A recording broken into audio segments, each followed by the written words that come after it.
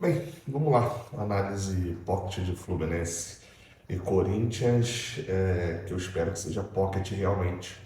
Porque o jogo foi pocket, né? É, pocket, para quem não sabe, seria uma palavra em inglês designada para algo pequeno, algo que você pode levar no bolso, né? As análises lá no início eram isso justamente porque a gente tinha 7 minutos, 6 minutos de análise e não era uma live gigantesca pós-jogo. O jogo de hoje foi meio assim, sendo bem sincero. Tava lá no Maracanã, fiz a transmissão do jogo aqui no canal Raiz Tricolor. Se você gostar, inclusive, desse vídeo, se inscreve aqui no canal, porque a gente tem bastante conteúdo de Fluminense. Bem, é um 0 a 0, né? Um 0 a 0 é sempre terrível, é sempre ruim pra você sair de casa, no meu caso aqui, sair de Rio Bonito, pra não ver seu time fazer nem um gol, cara. Acho que todo mundo, quando vai pra um jogo, prefere que o jogo seja, seja 1 a 1 do que 0 a 0, né? Salvo quando tinha lá os gols fora de casa e etc. Mas dentro do que foi a partida, eu achei engraçado, porque eu. Engraçado no sentido de curioso. Porque quando acaba o jogo, eu vejo a entrevista do Sidney Lobo, que é o auxiliar do Mano Menezes, vejo a entrevista do Nonato, que estava ali já na zona mista, e nas duas entrevistas a impressão que eu tenho é que eles estavam com um sentimento um pouco diferente do que a torcida estava ali logo depois do jogo. A torcida viveu, até uma coisa da Cat Rock, que meu cabelo está me incomodando. A torcida viveu o jogo inteiro. A torcida não vê o Fluminense ganhando há um bom tempo, né? Os últimos 3 jogos que o torcedor teve a oportunidade de ir, o Fluminense não ganhou. Porque o jogo contra o Vasco, apesar de não ter ido muita gente, era um jogo no Rio de Janeiro. A gente tem, perdeu para o Juventude, aí ganhou do Bahia, beleza, mas empata com o Juventude numa atuação que quase que mereceu vaias, né? Na verdade mereceu vaias, né? Teve um empate no finalzinho, mas enfim. Tem a derrota para o Vasco, tem a derrota para o Grêmio, e o torcedor estava pegando o Corinthians, porque não era clássico, era um time da parte de baixo da tabela. Mesmo com alguns desfalques, o torcedor eu acho que entrou num modo que me preocupa um pouco. Sendo bem sincero, me preocupa um pouco. Que é um modo já escapamos do rebaixamento. E deixa eu dar uma informação para vocês, não, a gente não escapou do rebaixamento. É isso. A gente ainda está no Z4, por mais que, enfim, siga ali naquela situação de depender, né, de uma vitória, um jogo atrasado e tal, mas a gente ainda está na zona de rebaixamento, a gente ainda está, se o campeonato acabasse hoje, né, dos jogos atrasados, a gente ainda seria rebaixado, provavelmente. A gente ainda tem uma longa jornada a trabalhar e a gente ainda tem problemas no nosso time.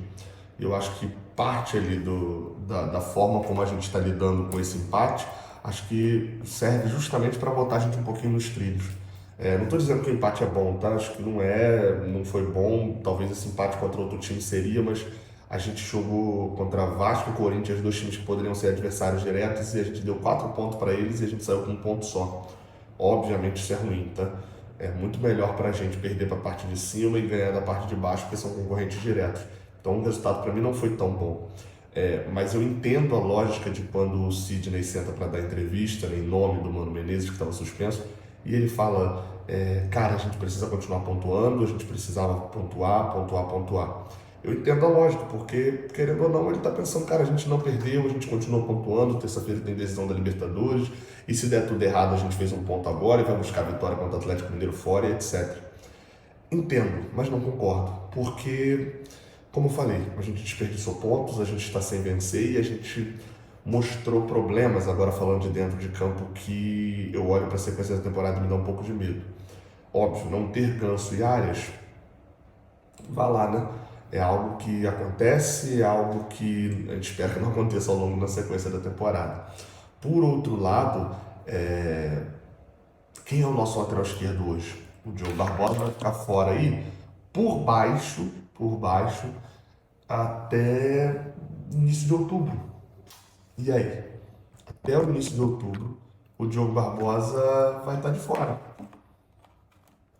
O Marcelo joga? O Marcelo tem condições? Qual é a lógica aí do Marcelo? Como é que está fisicamente o Marcelo? A gente não sabe.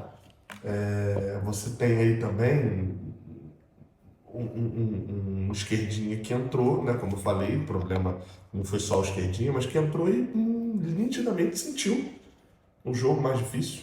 Nitidamente o esquerdinha sentiu o jogo, saiu no intervalo, jogando mal o primeiro tempo. Ainda talvez algum efeito daquele lance lá contra o Grêmio lá pela Libertadores, ou então só dos erros do jogo desse sábado mesmo, não sei, mas ele sentiu. E aí, é 18 anos, cara, é normal acontecer isso. Mas o que você faz quando tua única opção lateral de 18 anos? Tu recorre pra onde? Próximo jogo do Brasileirão, tu vai botar o quê? Vai botar o Guga improvisado? Não, não dá, o Guga já é o lateral direito, porque o Samuel Xavier tá suspenso.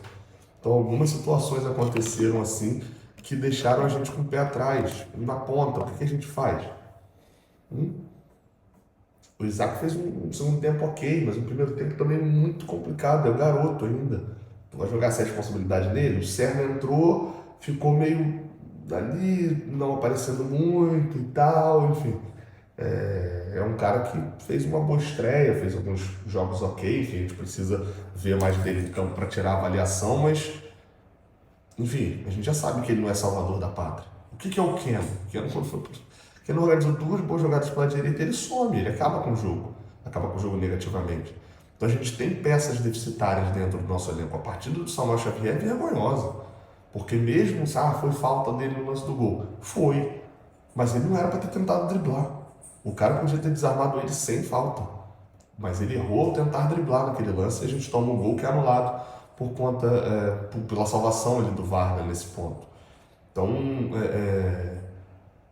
não vou criticar aqui o Cauã Elias, acho que centroavante é isso, ele teve uma chance efetiva de gol. E ele dá uma cabeçada espetacular, que não é gol, porque o adversário tem um goleiro também que foi espetacular na bola, o Hugo Souza, fez a defesaça naquele lance de cabeça.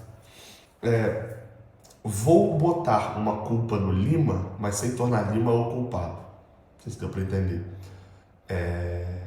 O Lima teve a bola do jogo no pé dele. A bola veio um pouquinho atrás, mas ele tentou dominar e a bola bateu no outro pé. Mas era para ele ter batido primeiro. Cara, você pode usar o argumento que for, mas a bola do jogo caiu no pé do Lima. Ele tinha tido o lance do Isaac já antes, mas... Cara, tem um detalhe. Eu falo isso constantemente, né? Se o cara que você vai no basquete, isso é mais comum, né?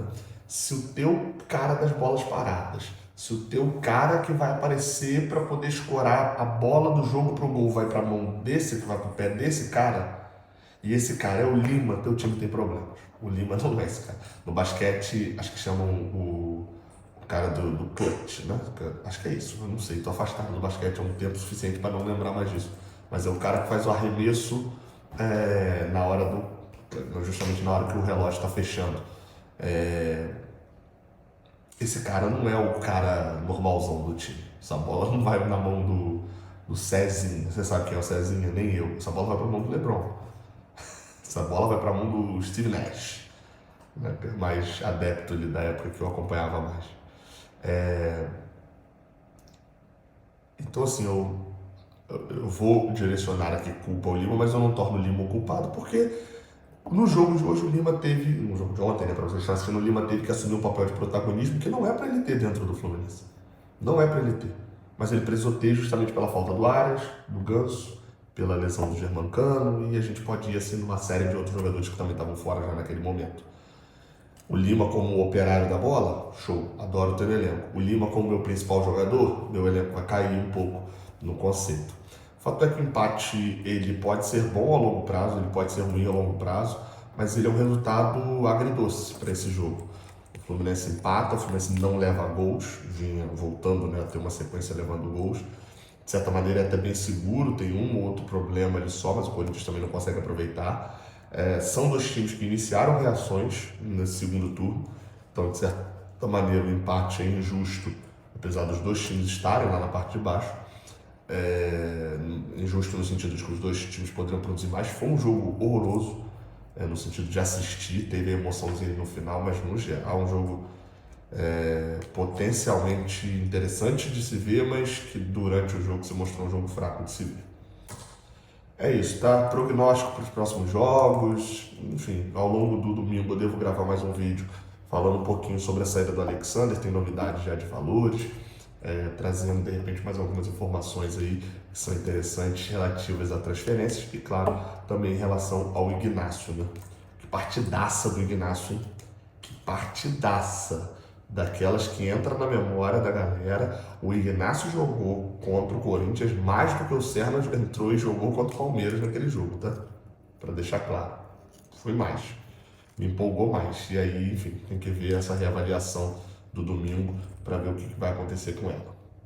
É isso, um empate meio sem sabor, né? Esse empate entre Fluminense e Corinthians. Mas vamos descobrir se ele foi interessante ou não mais para frente. E vamos agora, terça-feira, ter que fazer gols. Esse time tem problemas sérios para fazer gols. E gols no plural para se classificar contra o Grêmio.